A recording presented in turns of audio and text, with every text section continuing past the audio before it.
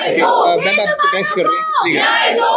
हम प्रोटेस्ट कर रहे हैं कि यहाँ से मोदी जी के आने के उपलक्ष्य में यहाँ से डॉग्स उठा लिए गए थे क्या, ताकि कोई अनहोनी घटना ना हो जाए। ठीक है, हमने वहाँ पे कोई ऑब्जेक्शन नहीं किया, कभी हमने प्रोटेस्ट नहीं किया। जो भी सेलिब्रिटी आया या जो भी कुछ यहाँ पे आता तो उठा लेते हैं, चलो छोड़ दिए जाते थे पिछले जब तक छोड़ देते। अब क्या हुआ है कि पिछले दिनों जब से मोदी जी वापस चले गए सब ठीक हो गया, पर ये डॉग्स को वापस नहीं आने दे रहे हैं। वहाँ पे गार्ड खड़े हो जाते हैं और एमसी की गाड़ियाँ कई बार छोड़ने आई है। इसमें एमसी का आज के टाइम में एमसी बहुत गलतियां करती है, पर इस बार एमसी की गलती नहीं है। एमसी गाड़ी पे अपने डॉग्स को लेके आती है पर ये एंटर नहीं करने देते। डायरेक्टर साहब ये बोल रहे हैं कि मेरे को डर लगता है, मेरे को कुत्ते पसंद नहीं है, आपको कुत्ते पसंद नहीं है, आप इस्तीफा दे दो, आप बैठने के लायक ही नहीं हो इस कुर्सी पे।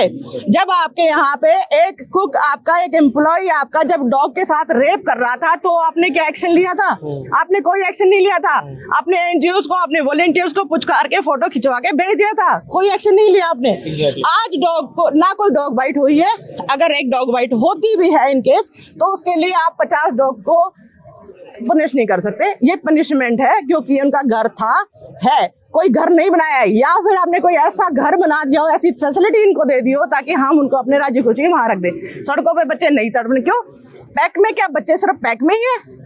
डॉग बाहर हैं, बाकी दूसरे बच्चे भी हैं, तो पैक के बच्चों को ही इतनी सिक्योरिटी की। आप अपने एजुकेशन पे ध्यान दें। हमारे डिमांड ये है कि हमारे डॉग्स हमेशा यहाँ थे और यहीं पर रहेंगे।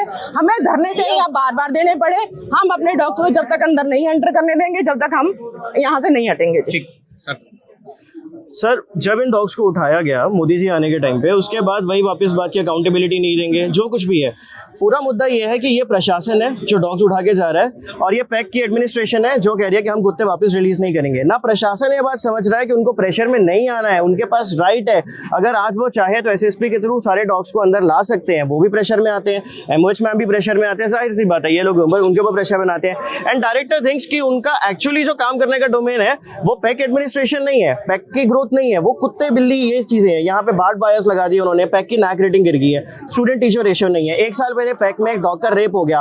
वो इस विचारधारा को प्रमोट कर रहे हैं कि बिना किसी अकाउंटेबिलिटी के जो मन में आएगा वो करते चले जाएंगे। बहुत सीधी सी बात है, कोई रूल नहीं एग्जिस्ट करता जो कहता है कि डॉग्स को उठा के रिलोकेट करे, कोई रूल एग्जिस्ट नहीं करता जो कहता है कि बिना स्टरलाइजेशन के मुद्दा कभी खत्म हो सकता है। बहुत बेसिक बात है, 50 कुत्ते क्या 200 कुत्ते उठा के कहीं फेंक दो, पीछे नया गांव लगता है, आसपास के पेरिफेरल एरिया से सारे डॉग्स वापस आ जाएंगे। वो नहीं तो नए डॉग्स आएंगे, तब रेबीज बढ़ेगी, तब डिस्टेंपर पार्वो जैसी बीमारियां बढ़ेंगी, क्योंकि ये डॉग्स वैक्सीनेटेड है।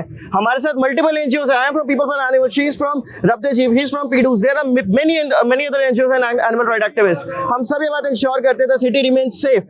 Every single day we work कि सिटी सेफ रहे, एनिमल्स को कोई बीमारी ना हो, ह्यूमंस के साथ कोऑर्डिनेशन बना रहे। But people like the director who refuse to take accountability are the person responsible, जो इस मुद्दे को एक बहुत बड़ा नेशनल एजेंडा प्रोपेगेंडा बना देते हैं।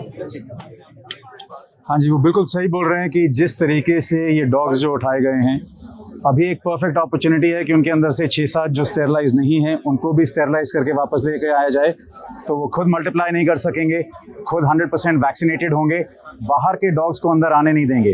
तो जैसे वो कह रहे थे, अगर हम 15 डॉग्स अंदर छोड़ देते हैं और 50 की जगह है तो बाकी जो 35-40 डॉग्स हैं वो अंदर आएंगे ही आएंगे, वो कोई भी रोक नहीं पाएगा और वो स्टेरलाइज नहीं होंगे, वैक्सीनेटेड नहीं होंगे। तो हम दूसरी बार आके उनको वैक्सीनेट और स्टेरलाइज नहीं कर पाएंगे। It's a one time opportunity, we got to do the right thing. जो एबीसी गाइडलाइंस जो एस्टैब्लिश हुई हैं उसके तहत हमने चलना है, वही लॉ है, वही लॉ ऑफ द लैंड है, वही सुप्रीम कोर्ट की डायरेक्शंस हैं। वन थिंग सर, एक लास्ट सिर्फ एक चीज, मैं 22 साल इस कैंपस में रहा हूँ, 22 साल, मैंने एक भी डॉग बाइट का केस नहीं सुना है। 22 साल एक भी डॉग बाइट का केस नहीं है। Yes, this is what I want to have. अपनी अकाउंटेबिलिटी छुपाने की, आप अगर इनएफिशिएंट हो, आप उसका मुद्दा कुत्तों में मत डालो ना।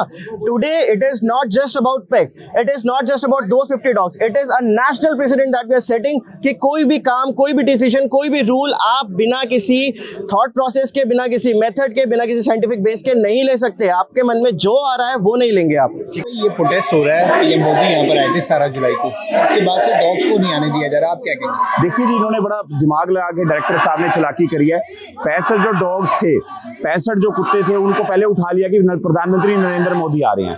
फिर उसके बाद इन्होंने हवाला दिया कि कोई भी इंस्टीट्यूशन के अंदर सुप्रीम कोर्ट की गाइडलाइंस है, वहां पे डॉग्स नहीं होंगे।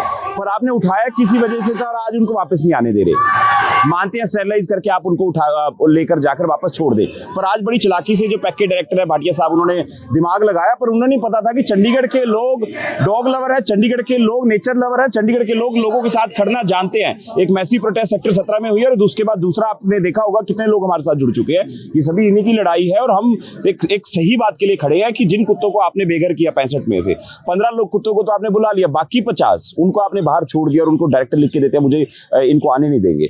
अगर आपकी सुप्रीम कोर्ट की गाइडलाइंस है, आपको जो नॉर्मल रूटीन है वो फॉलो करिए, पर आप किसी भी तरीके से चीट करके, धोखा करके, आप स्मार्ट एक्ट करके डायरेक्टर साहब को लगता है वो कुछ कर लेंगे। अभी तो हम बाहर बैठे हैं, अगर अगली आवाज दी हमने हमारे साथियों को तो उनकी कुर्सी पर बैठे मिलेंगे हम।